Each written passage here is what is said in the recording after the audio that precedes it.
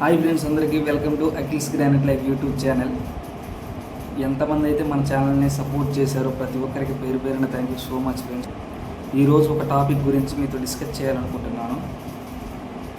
అదేంటో కాదు, వెస్టేజ్ గురించి.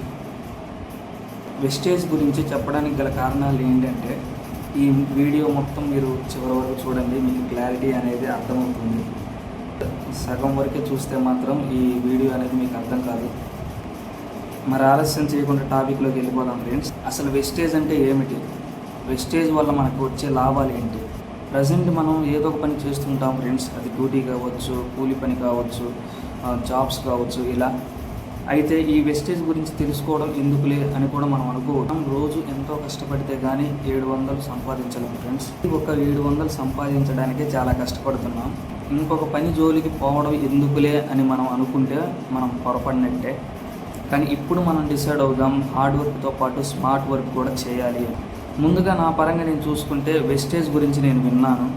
అవును, వెస్టేజ్ అంటే బిజినెస్ అని నేను విన్నాను. దానికి ఎంత మనం ఖర్చు పెట్టాలి మీకు డౌట్ రావచ్చు.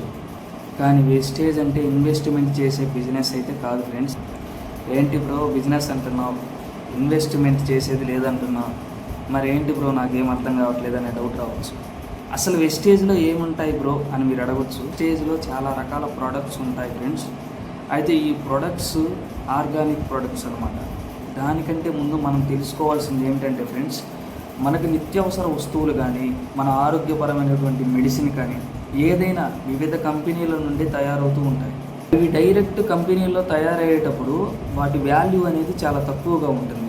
ఎండ్ ఆఫ్ ది డే మనం ఏదైనా ఒక నిత్యావసర వస్తువు అయినా, ఆరోగ్యపరమైనటువంటి మెడిసిన్ అయినా ఏదైనా మనం ఒక షాపులో మనం పర్చేజ్ చేసేటప్పుడు ఆ వస్తువు ఆ కంపెనీ నుంచి ఆ దుకాణానికి కానీ, ఆ షాపుకి కానీ, ఆ స్టోర్స్కి కానీ రావాలంటే దానికి మధ్యలో చాలామంది ఉంటారు. అంటే ఎగ్జాంపుల్గా డిస్ట్రిబ్యూటర్స్ అని, ఏజెంట్స్ అని, హోల్సేలర్స్ అని.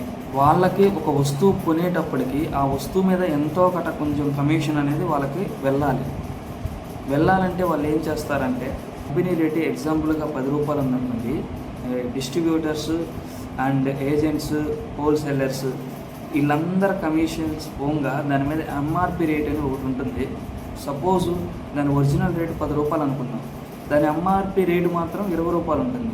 అంటే ఈ మధ్యలో ఉన్నటువంటి ఈ 10 రూపాయలు వీళ్ళందరికీ పోతుంది. అప్పుడు మనం ఏం చేయాలి?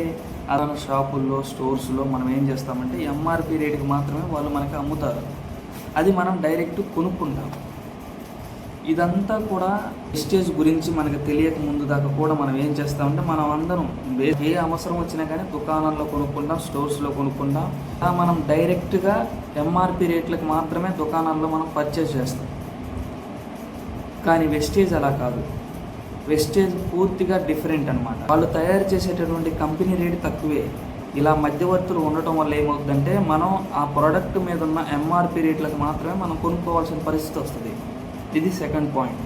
థర్డ్ పాయింట్ ఏంటంటే, మనం దుకాణాల్లో కొనే ప్రతి వస్తువు కూడా మ్యాక్సిమం కల్తీ అయి ఉంటుంది.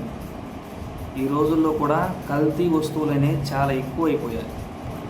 అదే వెస్టేజ్ అయితే మధ్యవర్తులు అనేవాళ్ళు ఎవరు ఉండరు. అది బెస్ట్ పాయింట్. ఎందుకంటే కంపెనీ ఏ రేటుతో అయితే దాన్ని తయారు చేస్తుందో అదే రేటుతో మనం డైరెక్ట్గా పర్చేజ్ చేయవచ్చు. ఎటువంటి కల్తీ కానీ ఏముండదు. అయితే మనం ఏం చేయాలి?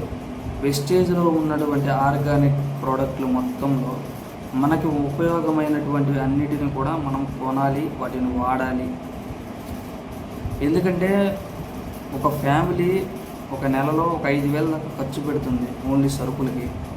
ఈ సరుకులన్నిటిని కూడా మనం దుకాణాల్లో కొంటాం, స్టోర్స్లో కొంటాం. అలా కల్తీవి కొనే బదులు వెస్టేజ్లో ఉన్నటువంటి ఆర్గానిక్ ప్రొడక్ట్స్ కొంటే మనకి ఆరోగ్యపరంగా మనం బాగుంటాం. వెస్టేజ్ వల్ల మనకి ఏమేమి లాభాలు ఉన్నాయో నెక్స్ట్ వీడియోలో చూద్దాం. వీడియో కనుక మీకు నచ్చినట్లయితే లైక్ చేయండి, షేర్ చేయండి అండ్ సబ్స్క్రైబ్ చేయండి ఫ్రెండ్స్. బాయ్.